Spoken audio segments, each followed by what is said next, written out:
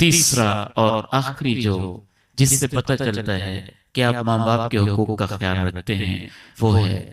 ضروریات کا خیال رکھنا،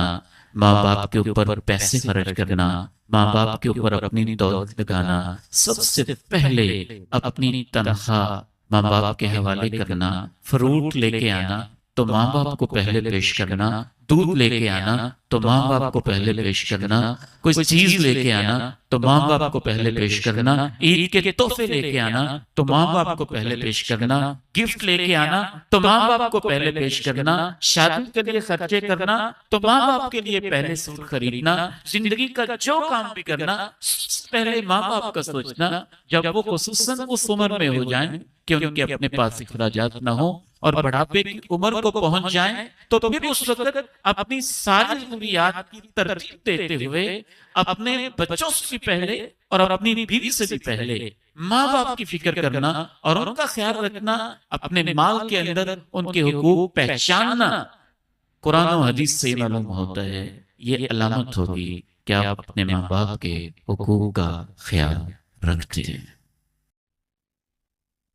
شاید مجھے یہ بیان کرنا چاہیے کہ نہیں، لیکن صرف اس لیے کہ نوجوانوں کو اس بات کی سمجھ آئے۔ میری جب جاب ہوئی، اللہ نے ملازمت دی، لیکچرشپ دی، تو سچی بات ہے اکثر ایسے ہوا کہ میں اپنی تنخواہ والدہ محترمہ ماں جی کے ہاتھ پہ رکھ دیتا، کہتی کہ بیٹا یہ آپ کیا کرتے ہیں؟ تو میں کہتا مجھے آپ کے ہاتھوں سے لینا بہت اچھا لگتا ہے، بہت اچھا لگتا ہے۔ بلکہ علماء تو یہاں تک کہتے ہیں کہ ماں باپ کو بندہ پکڑائے بھی نہ تو ایسے کر کے نہ پکڑائے، یوں کر کے کہے کہ مجھے یہاں پکڑ، اتنا احترام، ان کی عزت نفس کا اتنا خیال رکھا جائے۔ گھر میں سچی بات یہ ہے کہ اکثر فروٹ وغیرہ بھی لاتے تو میں والدہ محترمہ سے کہتا کہ امی جی یہ کچھ آپ بچوں کو دے دیں، کچھ مجھے بھی دے دیں، سارا آپ کا ہے، کچھ آپ بچوں کو دے دیں۔ اور حقیقت یہ ہے کہ سب سے قیمتی اور صاف ستھرا ہمارے حصے میں آتا تھا۔